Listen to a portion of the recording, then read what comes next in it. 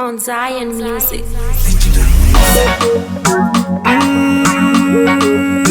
JMP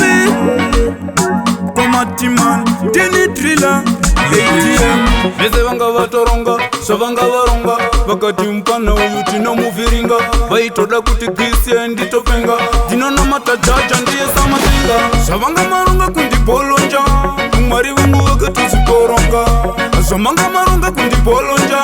Umari wangu wakatuziporonga Muchiti hapinde, apana hapinde Ende ane kungu this time hapinde Chiti hapinde, apana hapinde Hape, unompana hapinde Marivori kuvundi kwitza makata Ndomuka usiku nindi china mata Kana mazugara pindi venga musanita Ndimi munoite kuti pesi ndizo sita Tira zangu chenezai Marivori kukudinga rumbidzwai Mina mato yangu yese chinzwai Hapana singa zivi you are most high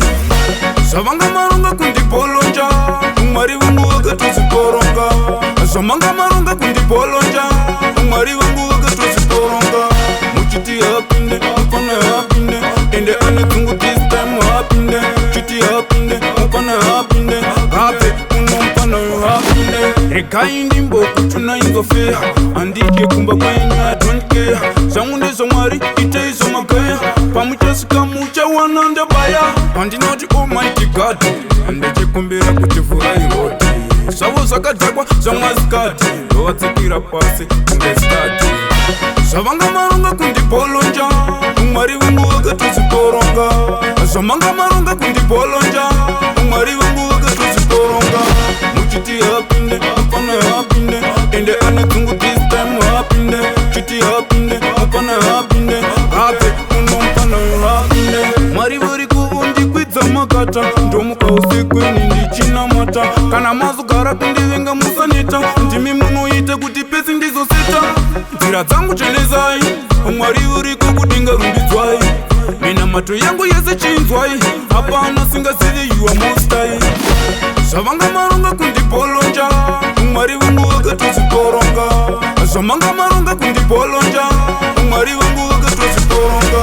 Muchiti hapinde, apana hapinde Ende ane kungu this time hapinde Chiti hapinde, apana hapinde Hape, unompana hapinde Rekai ndimbo kuchuna ingofea Andike kumba kwenya don't care Zangunde zomari, ite izo makaya Pamuchasika mucha wananda baya Pandinoti almighty God Andeche kumbira kuti furai hoti Savo zakadzakwa zamazikati Dovadzikira pasi kungeskati Savanga maronga kundi bolonja Umari wangu wakatuziporonga